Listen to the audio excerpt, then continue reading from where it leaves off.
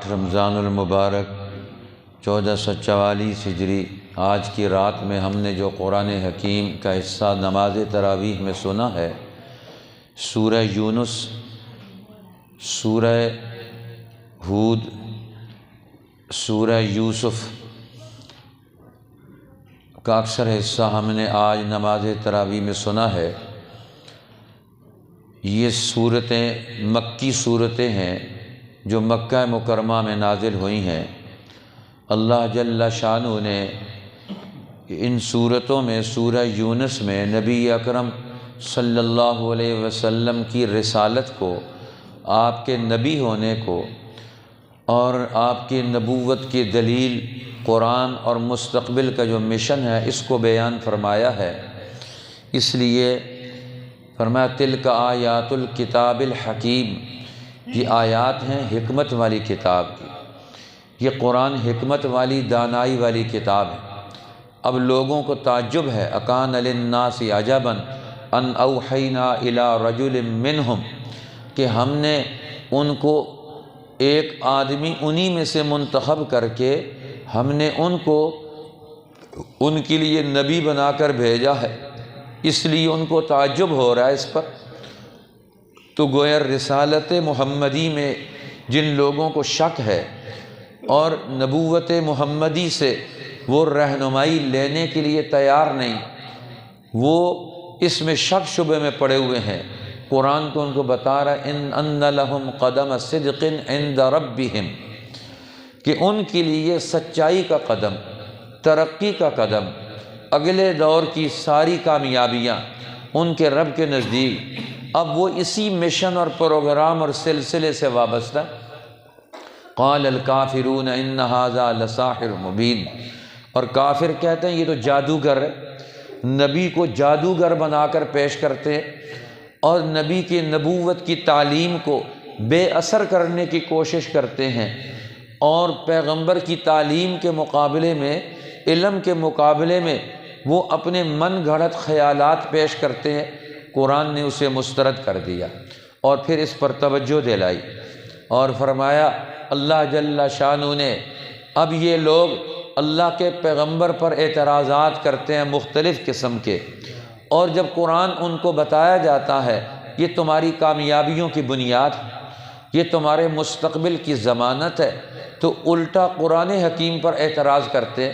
تو اللہ تعالیٰ نے فرمایا میرے پیغمبر ان کو بتاؤ، قل لو شاء اللہ ما تلوتہ علیکم، اللہ تعالیٰ نے فرمایا میرے پیغمبر آپ ان کو بتا دیجئے لبثت فیکم عمرا من قبلہ، میں تم میں ایک عمر کا حصہ تمہارے اندر گزار چکا ہوں، 40 سال میں نے تمہارے اندر گزارے، اب بتاؤ میرے 40 سال پر تمہیں کیا اعتراض ہے؟ کون سا کام انسانی زندگی کے تقاضوں کے خلاف، تاریخ انبیاء کے خلاف، اللہ کے علوم کی ترجمانی کرنے والوں کے خلاف مجھ سے کوئی سرزد ہوا ہو؟ اب یہ میری زندگی تمہارے سامنے ہے، پھر تمہیں اس پر کیا اعتراض ہے؟ پوری میری زندگی یہ نبوت کی صداقت کی دلیل ہے۔ تو گویا نبی تو 40 سال بعد نبوت کا اعلان کرتے ہیں، اور نبوت کے اعلان کی دلیل کیا ہے؟ نبوت کے اعلان سے پہلے کی زندگی اور پہلے کی سرگرمیاں اور پہلے کے کام، اللہ کے نبی ان کو معیار دلیل کے طور پر پیش کرتے ہیں کہ میری اس زندگی میں کوئی خامی نکال کے دکھاؤ۔ اب وہ لیڈر، وہ رہنما جن کی قومی اور اجتماعی زندگی میں خرابی موجود نہ ہو، وہ ترقی کا پروگرام رکھتے ہوں، تو ان سے بڑا قوموں کا خیر خواہ کون ہو سکتا ہے؟ اب وہ کہنے لگے اچھا اب آپ ہمارے ساتھ کمپرومائز کر لیں، اب کمپرومائز کر لیں، کچھ کام ہمارے شامل کر لیں، کچھ ہمارے مقاصد اپنی تعلیمات میں آپ شامل کر لیں، تو پھر ہم آپ کے ساتھ چلنے کے لیے تیار ہیں۔ ایت بقرآن غیر ھذا، اب پیغمبر کو کہتے ہیں اس قرآن کو تبدیل کر لے یا نیا قرآن لے آ، اس قرآن کے علاوہ کوئی نیا قرآن لے کر آ جس میں ہمارے مشن، ہمارے مقاصد، ہمارے مفادات ان کا تحفظ ہو۔ اب ہر دور کے وڈیرے، ہر دور کے سردار، ہر دور کے ظالم اور متکبر وہ اپنے مفادات کے لیے قانون بناتے ہیں، اپنے مفادات کے لیے یونیورسٹیاں بناتے ہیں، اپنے مفادات کے لیے تعلیمی نظام بناتے ہیں جس سے ان کی نسلوں کو فائدہ ہو۔ انسانیت کے لیے نہیں سوچتے، اللہ کے بندوں کے لیے نہیں سوچتے کہ ساری مخلوق کیسے ترقی کرے گی۔ تو مکہ کے سردار، عرب کے سردار رسول اللہ کو کہتے ہیں آپ اپنا تعلیمی نظام ہمارے مفاد کے تابع بنائیں۔ آج پاکستان کا تعلیمی نظام دنیا کی سامراجی قوموں کے مفادات کے تابع ہے۔ وہ جو چاہتے ہیں ہمارے بچے، ان کو وہ پڑھایا جاتا ہے جو ان کے مقاصد پورے کرے، ان کی نوکریاں کرے، ان کے کام کر سکے، وہ علم دیا جائے۔ وہ آزاد علم، تحقیقی علم، تجرباتی علم جس سے قوم کی ترقی وابستہ ہو، وہ علم نہیں حاصل کرنے دیتے۔ تو کہنے لگے ایت بقرآن غیر ھذا، اس قرآن کو لے جا، نیا قرآن لے کر آ جس میں ہمارا تذکرہ ہو، جس میں ہماری اہمیت واضح ہو، ہمارے مفادات کے لیے قانون سازی ہو۔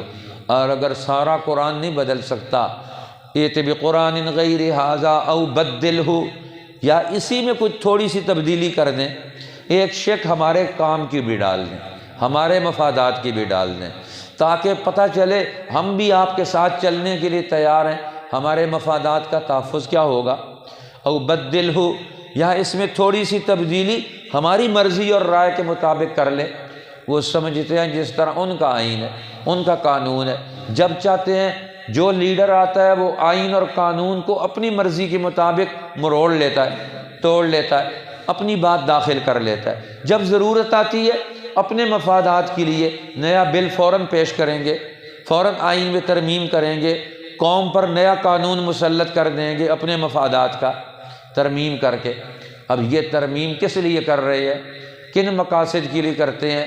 قرآن کہتا ہے یہ اپنے مفادات کے لیے کرتے ہیں۔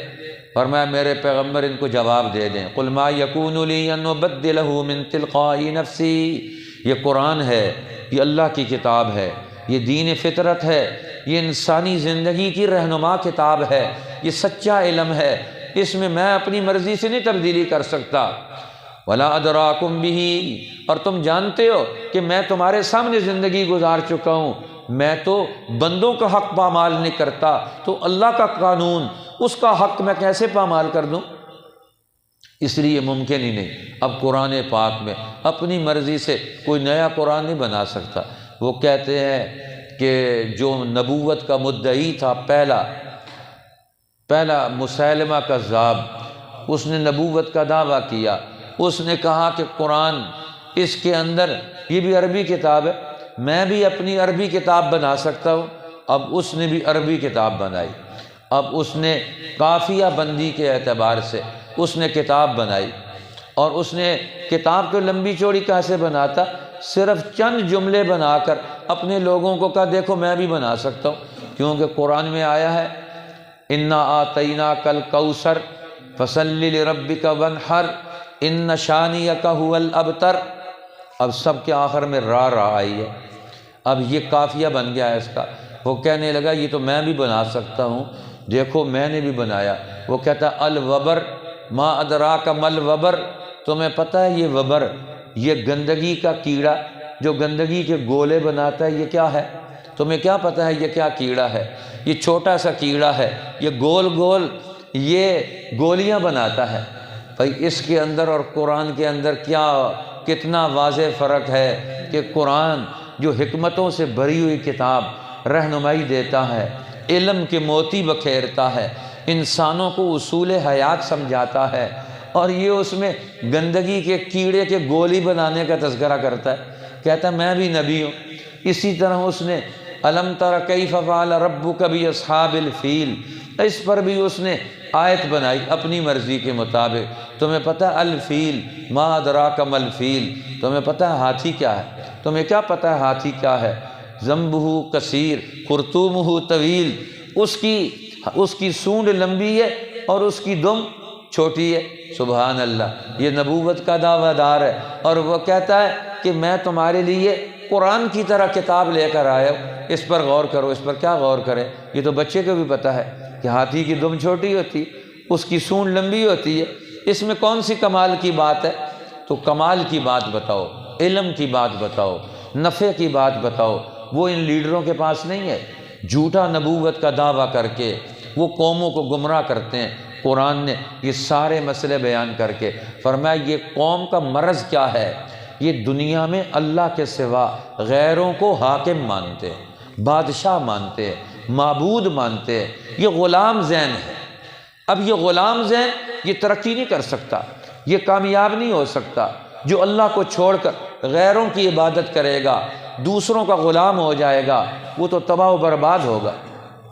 اس لیے اللہ تعالیٰ نے فرمایا قرآن کا چیلنج ہے کہ تم قرآن جیسی کتاب لے کر آؤ جو انسانوں کی ہدایت اور کامیابی کا پروگرام دے دے، وہ کوئی بھی نہیں کر سکتا۔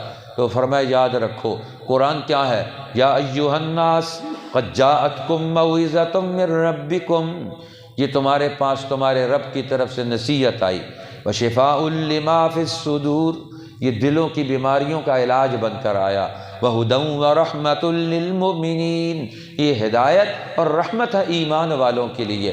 اب قرآن حکیم یہ قرآن کا تعارف ہے، یہ انسانوں کے لیے کتنی عظیم کتاب ہے۔ اور پھر فرمایا قرآن سے جڑ جانے والے لوگ وہ کیا ہوں گے، الا ان اولیاء اللہ، یہ اللہ کے ولی بنیں گے۔ اب اللہ کا ولی بننا وہ کیسے ممکن ہے؟ اللہ کا دوست بننا، وہ اللہ کے نبی کی صحبت میں بیٹھ کر قرآن کا علم اور عمل پیدا کر کے وہ دنیا میں اللہ کا ولی بن سکتا ہے۔ ہر آدمی اللہ کا نبی نہیں بن سکتا ہر ایک، اور ولایت کا دروازہ اللہ نے قیامت تک کے لیے کھولا ہوا ہے کہ ہر آدمی اللہ کا ولی بن سکتا ہے، اللہ کا دوست بن سکتا ہے، وہ کسی بھی قوم سے ہو۔ اور فرمایا اللہ کے جو ولی ہیں، اللہ کے دوست ہیں، لا خوف علیہم ولا هم یحزنون، نہ ان پر خوف ہوگا نہ وہ ڈر میں کسی غم میں مبتلا ہوں گے، وہ کسی خوف اور غم میں مبتلا نہیں ہوں گے۔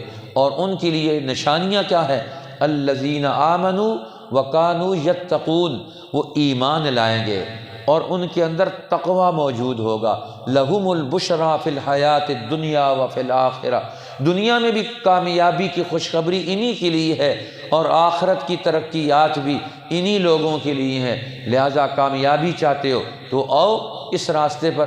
اگر تمہیں تاریخ کے مطالعے کی ضرورت ہے تو ہم تمہیں تاریخ کا مطالعہ کرا دیتے ہیں۔ وَاتْلُ عَلَيْهِمْ نَبَأَ نوح علیہ السلام کی تاریخ پڑھو، موسیٰ علیہ السلام کی تاریخ پڑھو، کس طرح انہوں نے قوموں کو گمراہیوں سے نکالنے کے منصوبے بنائے اور انہوں نے وہاں سے نکالا۔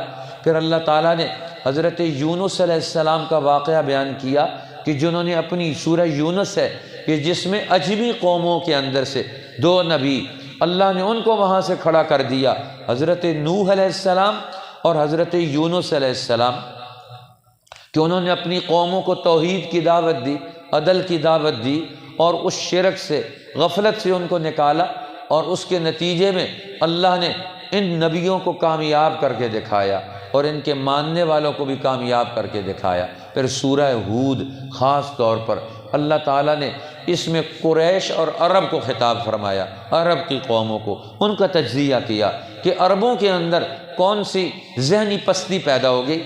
اب اس ذہنی پستی سے انہیں نکالا جائے۔ اب ان کے اندر ذہنی پستی کیا ہے، یہ شرک میں مبتلا ہو گئے۔ اور شرک میں کیوں مبتلا ہوئے، ان میں تکبر پیدا ہو گیا۔ جس قوم میں تکبر پیدا ہو جائے، شرک پیدا ہو جائے، وہ دنیا میں ذلیل ہو جاتی ہے۔ اس لیے اللہ تعالیٰ نے یہ واقعات سنا کر توجہ دلائی، فرمایا یہ قرآن یہ تمہارے لیے حکمت کی کتاب ہے، کتاب احکمت آیاتہ، یہ وہ کتاب ہے جس کی آیات کو مضبوط بنایا گیا ہے۔ ثم فصلت من لدن حکیم خبیر، پھر اس کی تفصیلات خبردار حکمت والی ذات نے خود بیان کی ہیں، تو تم قرآن کو چھوڑ کر کہاں سے حکمت اور علم تلاش کرو گے؟ لہذا قرآن کے علم اور حکمت کا فائدہ سارے انسانوں کو حاصل ہوگا۔ اسی لیے اللہ تعالیٰ نے فرمایا دیکھو اللہ قرآن میں اپنی حکمت کو بیان کرتا ہے۔ اللہ کے علم اور حکمت سے کائنات وجود میں آئی، اللہ کے علم اور حکمت سے مخلوقات وجود میں آئی، اللہ کے علم اور حکمت کی بنیاد پر یہ کائنات کا کارخانہ حیات پورا وجود میں آیا، اور ہر ایک کے لیے اللہ تعالیٰ نے زندگی کے اصول طے کر دیے۔ وَمَا مِن دَابَّةٍ فِي الْأَرْضِ إِلَّا عَلَى اللَّهِ رِزْقُهَا، زمین پہ چلنے والے جتنے جاندار ہیں سب کی روزی اللہ فرماتے ہیں میرے ذمے ہے۔ ان کی روزی کا نظام، ان کی معیشت کا نظام اس کائنات میں نے جوڑ دیا ہے، ہر ایک مخلوق کا نظام اس کائنات میں پیدا کر دیا ہے۔ جو مخلوق پیدا کی ہے، مخلوق بعد میں آئی ہے، اور اس کی رزق کا نظام اور اس کے وسائل اللہ نے اس کائنات میں جمع کر دیے، محفوظ کر دیے۔ اب ہر دور کے انسان دوسرے انسانوں کے وسائل پر قبضہ کر کے ان کو محروم کرنا چاہتے ہیں۔ وسائل تو سب کے لیے اللہ نے بنائے، لیکن کوئی فرعون بن کر، قارون بن کر، قوم عاد کے لیڈر اور سردار بن کر، وڈیرے بن کر یہ قوموں کو محروم کرتے ہیں اللہ کی دی ہوئی روزی سے۔ تو اللہ کے نبی آ کر کیا کرتے ہیں؟ قوموں کے رزق پر جو ان ظالموں نے قبضہ کیا ہوا ہوتا ہے، یہ ان کا قبضہ چھڑواتے ہیں، اور قوموں کو ان کی روزی اور ان کا معیشت وہ ان کے لیے آسان کر دیتے ہیں، اس کی راہ کی رکاوٹیں دور کر دیتے ہیں۔ اس لیے حضرت شعیب علیہ السلام خطیب الانبیاء ان کو کہا جاتا ہے، وہ اپنی قوم کو خطاب کرتے ہیں۔ ہر نبی آ کر اپنی قوم کا مطالعہ کرتا ہے کہ میری قوم میں کون سی خرابیاں پیدا ہوئیں، ان خرابیوں سے انہیں کیسے نکالا جائے گا، معاشروں کو کیسے ترقی دی جائے گی۔ ہر نبی اپنے دور میں اپنی قوم کی بیماریوں کا علاج لے کر آتا ہے، ان کی ترقی کا پروگرام لے کر آتا ہے، ان کی صحت کا پورا مشن اور ترتیب بناتا ہے۔ آج ہر نبی اپنی قوم کی زندگی کا جائزہ لے لے۔ اب قرآن یہ واقعات بیان کرتا ہے، حضرت ہود علیہ السلام قوم عاد کے اندر آئے، حضرت صالح علیہ السلام قوم صالح کے اندر آئے، حضرت ابراہیم علیہ السلام اپنی قوم کے اندر نبی بنا کر بھیجے گئے، حضرت شعیب علیہ السلام اپنی قوم کے لیے نبی بنا کر بھیجے گئے۔ تو انہوں نے قوم کا جائزہ لیا، ان میں کیا خرابی ہے؟ ایک تو شرک کرتے ہیں، دوسرا ناپ تول میں کمی کرتے ہیں، حقوق پامال کرتے ہیں، ہر ایک آدمی دوسرے کا حق چھین لیتا ہے غلطی کر کے، پیمانہ اپنے ہاتھ میں کر کے پیسے پورے لیتا ہے، چیز تھوڑی دیتا ہے۔ یا قوم اوفوا المکیال والمیزان بالقسط، اے قوم ناپ تول میں کمی مت کرو، پورا پورا تول کر دو، کسی کا حق پامال مت کرو۔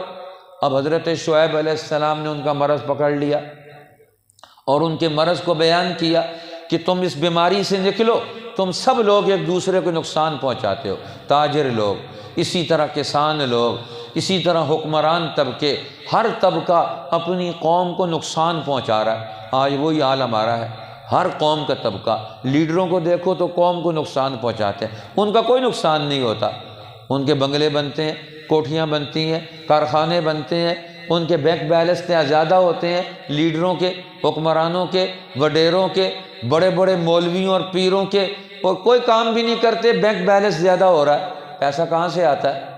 محنت تو کرتے کوئی نہیں، کاروبار وہ نہیں کرتے، تجارت وہ نہیں کرتے، کھیتی باڑی وہ نہیں کرتے، تو پھر پیسے کہاں سے آ جاتے ہیں؟ کہ قوم کی لوٹ مار۔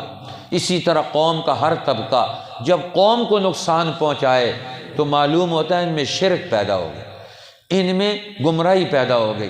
اب حضرت شعیب علیہ السلام ان کو کہتے ہیں لا تبخسوا الناس اشیاءہم، لوگوں کو چیزیں کم تول کر کے مت دو۔ یہ کیوں؟ اس لیے لا تعثوا فی الارض مفسدین، اس سے دنیا میں فساد پیدا ہوتا ہے، خرابی پیدا ہوتی ہے۔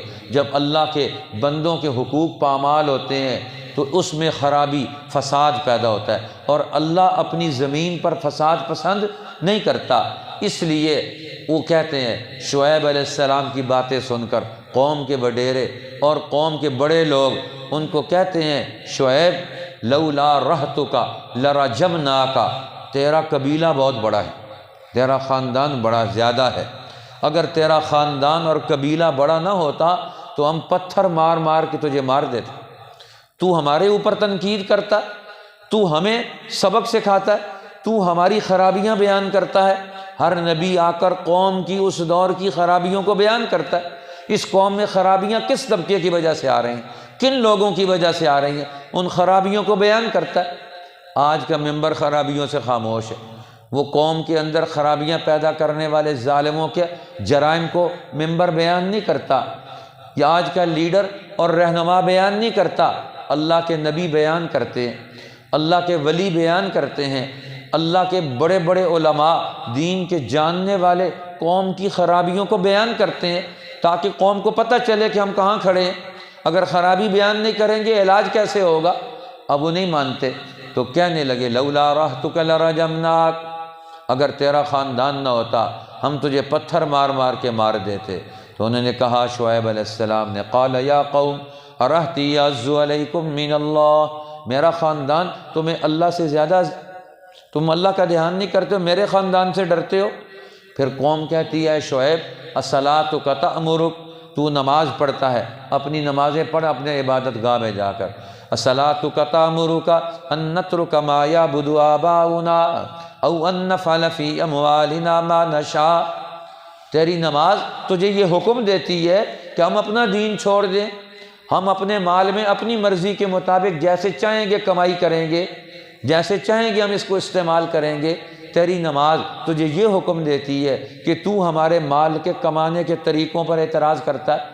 اب قوم کا جواب، حضرت شعیب علیہ السلام نے فرمایا یہ دنیا کی ساری قوموں پر عذاب اسی لیے آئے جب وہ قوموں کے حقوق پامال کرتے ہیں، ایک دوسرے کو لوٹ مار کرتے ہیں تو قوموں پر عذاب آتے ہیں۔ کذالک اخذ ربک اذا اخذ القری وہی ظالمہ، اسی طرح تیرا رب پکڑتا ہے بستیوں کو جب وہ ظلم کرتے ہیں۔ ان اخذہ علیم شدید، پھر اللہ کا پکڑنا بڑا دردناک ہوتا ہے۔ پھر اللہ تعالیٰ نے اس صورت کے آخر میں پھر بیان فرمایا قرآن پاک کی اس صورت میں حضرت علی رضی اللہ تعالیٰ عنہ فرماتے ہیں دنیا میں اگر مسلمان بھی ظلم کرے گا تو اللہ کی پکڑ میں آئے گا، اور اگر کافر عدل کرے گا تو دنیا میں اللہ اسے عذاب نہیں دے گا، اس کا کفر کا عذاب آخرت میں ہوگا۔ اگر کافر عدل کرے گا تو اس پر عذاب دنیا میں نہیں آئے گا۔ دنیا میں عذاب کیوں آتا ہے؟ فرمایا ما کان ربک لیہلک القری بظلم واہلھا مصلحون، تیرا رب دنیا میں کسی قوم کو ان کے عقیدے کی خرابی کی وجہ سے، شرک کی وجہ سے دنیا کا عذاب نہیں دیتا۔ دنیا کا عذاب آتا ہے حقوق العباد پامال کرنے پر، بندوں کو لوٹ مار کرنا، اس پر عذاب آتا ہے جب تک وہ آپس میں اصلاح کرتے ہیں۔ حضرت مولانا قاضی مظہر رحمۃ اللہ علیہ، پانی پتی رحمۃ اللہ علیہ اپنی تفسیر میں لکھتے ہیں، تفسیر مظہری کے اندر قاضی ثناء اللہ پانی پتی رحمۃ اللہ علیہ، یہ شیخ اپنے شیخ کے نام پر انہوں نے تفسیر لکھی، مرزا مظہر جان جانا رحمۃ اللہ علیہ، جو بڑے اولیاء اللہ میں سے گزرے ہیں، اورنگزیب عالمگیر کے خالہ زاد بھائی تھے اور بڑے اونچے درجے کے اولیاء اللہ میں سے تھے، یہ ان کے خلیفہ تھے حضرت مولانا قاضی ثناء اللہ پانی پتی۔ انہوں نے تفسیر لکھی عربی کے اندر، تفسیر مظہری، اس میں انہوں نے یہ حدیث لکھی طبرانی کے حوالے سے کہ فرمایا رسول اللہ نے فرمایا مصلحون کی تشریح میں اے ینصف بعضهم بعضا، جب وہ آپس میں انصاف کرتے ہیں تو اللہ ان پر عذاب نہیں بھیجتا، عذاب اس وقت آتا ہے جب حقوق العباد پامال کرتے ہیں۔ اس لیے فرمایا حضرت علی رضی اللہ تعالیٰ عنہ نے الملک یبقی مع الکفر ولا یبقی مع الظلم، دنیا میں حکومت اور بادشاہت کفر کے ساتھ تو باقی رہ سکتی ہے، ظلم کے ساتھ باقی نہیں رہ سکتی۔ علامہ ابن تیمیہ رحمۃ اللہ تعالیٰ علیہ نے اپنی کتاب لکھی الحسبۃ فی الاسلام، اس میں یہی آیات لکھنے کے بعد، احادیث لکھنے کے بعد حضرت علی کا یہ قول بھی نقل کیا اور اس میں یہ لکھا کہ اللہ جل شانہ کیا یہ اصول موجود ہے کہ اللہ جل شانہ فرمایا کہ کافر بادشاہت اس کو تو قائم رکھا جا سکتا ہے لیکن ظالم بادشاہت کو قائم نہیں رکھا جائے گا۔ ظالم اگر مسلمان ہوگا اللہ کی مدد اس سے بھی ہٹ جائے گی، اور کافر عدل کرے گا تو دنیا میں اللہ اسے مدد دیں گے۔ حدیث پاک میں آتا ہے رسول اللہ صلی اللہ علیہ وسلم جب مکہ فتح کرنے نکلے، راستے میں ایک قبیلے کا سردار ملا کہ پوچھا کہاں جا رہے ہو؟ انہوں نے کہا مکہ فتح کرنے جا رہے ہیں۔ انہوں نے کہا مکہ میں تو مال نہیں، وہ تو کنگال ہو گئے ہیں، لڑائیاں لڑ کے، عورتیں بھی نہیں، خوبصورتی بھی نہیں، تم وہاں فتح کر کے کیا کرو گے؟ مال بھی نہیں ملے گا، عورتیں بھی نہیں ملیں گی۔ میں تمہیں ایک قبیلہ بتاتا ہوں، ان پر حملہ کرو تو تمہیں مال بھی بہت ملے گا اور تمہیں پیسے بھی بہت ملیں گے، عورتیں بھی خوبصورت ہے بہت ملیں گی۔ اس بے وقوف دیہاتی نے سمجھا تھا کہ جس طرح دنیا کے بادشاہ مال و دولت کے لیے جنگیں کرتے ہیں، قوموں کو تباہ کرتے ہیں، ان کی عورتوں کو پکڑتے ہیں، عیاشیاں کرتے ہیں۔ یہ بھی شاید مال و دولت اور عیاشیوں والی تحریک ہے، خدا نخواستہ رسول اللہ کی۔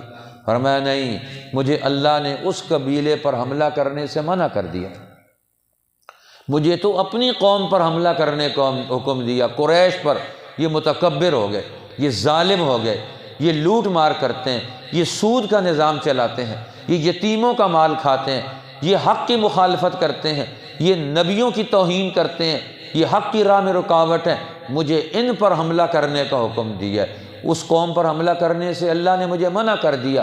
کیوں؟ فرمایا وہ صلہ رحمی کرتے ہیں، وہ عدل کرتے ہیں، وہ ایک دوسرے کے حقوق قائم کرتے ہیں۔ آج مسلمان رسول اللہ کا سبق بھول گئے، صحابہ کا سبق بھول گئے۔ آج مسلمان دنیا میں گمراہی کی جو پیدا کرنے والے جو طاقتیں ان کا تعاون کرنے لگے، قرآن کو ہم نے سیکھا سمجھنا چھوڑ دیا، تو آج نتیجہ ہمارے سامنے ہے۔ اللہ جل شانہ نے فرمایا میرے پیغمبر فاستقم کما امرت ومن تاب معک۔ رسول اللہ مجلس میں بیٹھے ہوئے تھے، اللہ کے پیغمبر سر سے ٹوپی اتاری، ایک صحابی نے رسول اللہ کے سر کو دیکھا اور آپ کے چہرہ انور پہ نگاہ ڈالی اور آپ کی داڑھی مبارک کو دیکھا، سر پہ دیکھا تو بال سفید نظر آ رہے تھے۔ کہنے لگا یا رسول اللہ، آپ کے بال تو سفید ہو رہے ہیں، سر کے بال سفید ہو رہے ہیں، کیوں سفید ہو رہے ہیں؟ کیا وجہ ہے؟ کیا غم لگا ہوا ہے آپ کو؟ بیماری تو ہو نہیں سکتی، بیماری سے بال سفید ہو جائیں، کیوں بال کیوں سفید ہو رہے ہیں؟ رسول اللہ نے حدیث پاک میں آتا ہے، رسول اللہ نے فرمایا شیبتنی الہود والمرسلات واخواتها، مجھے سورہ ہود نے، سورہ مرسلات نے اور ان جیسی صورتوں نے مجھے بوڑھا کر دیا۔ جو اللہ نے میرے لیے قرآن بھیجا ہے، جو مجھے علم دیا ہے، جو مجھے وحی دی ہے، جو مجھے مشن دیا ہے، جب میں اس کو پڑھتا ہوں میرے اوپر غم سوار ہوتا، مجھے فکر لگتی ہے کہ میں اپنی قوم کو، امت کو، انسانیت کو کیسے میں آگے لے کر جاؤں۔ مجھے یہ صورتیں بیٹھنے نہیں دیتی، مجھے آرام نہیں کرنے دیتی، مجھے نیند نہیں آتی، میں ہر وقت اسی غم میں ہوں کہ میں اپنی قوم کو کیسے نکالوں ان بیماریوں سے۔ شیبتنی الہود والمرسلات واخواتها، مجھے سورہ ہود نے، سورہ مرسلات نے اور ان جیسی صورتوں نے بوڑھا کر دیا۔ فرمایا ان میں سے کون سی چیزیں جو حضور کو بوڑھا کر رہی ہے؟ علماء فرماتے ہیں، مفسرین، یہ آیت کریمہ ہے جس میں اللہ تعالیٰ نے ڈائریکٹ پیغمبر کو خطاب فرمایا، فرمایا فاصبر کما صبر اللہ فاستقم کما امرت ومن تاب معک ولا تطغوا۔ فرمایا فاستقم کما امرت، آپ ایسے اللہ کے حکم پر ڈٹ جائیں، کھڑے ہو جائیں، قائم ہو جائیں جیسے آپ کو حکم دیا گیا ہے، جیسا اللہ چاہتے ہیں، جیسا اللہ کی منشا اور مرضی ہے، ویسے اس علم کی خدمت کرنے کے لیے تیار ہوں۔ اس نبوت کے فرض کو پورا کرنے کے لیے قوم کے اندر میدانوں میں اتریں، پالیسیاں بنائیں، حکمت عملی بنائیں، قوم کو ان گمراہیوں سے نکالیں۔ فاستقم کما امرت ومن تاب معک، آپ بھی اس طرح کھڑے ہو جائیں، اور جو لوگ آپ کے ساتھ توبہ کر کے آپ کے دین میں داخل ہو چکے ہیں ان کی بھی یہ ڈیوٹی ہے، وہ پیغمبر کے مشن کو سنبھال لیں۔ آج مسلمانوں نے اپنے گھروں کو سنبھالا ہوا، دکانوں کو سنبھالا ہوا ہے، اپنی اپنی مسجدوں کو پیروں، مولویوں، خطیبوں نے سنبھالا ہوا ہے۔ دین کو کون سنبھالے گا؟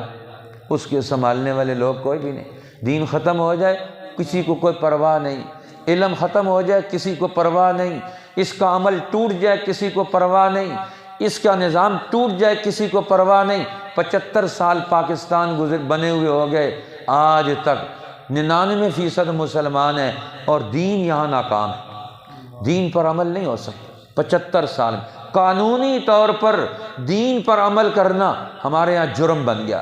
دین اور کہتا ہے، ہمارا قانون کچھ کہتا ہے۔ کیا سود اسلام میں جائز ہے؟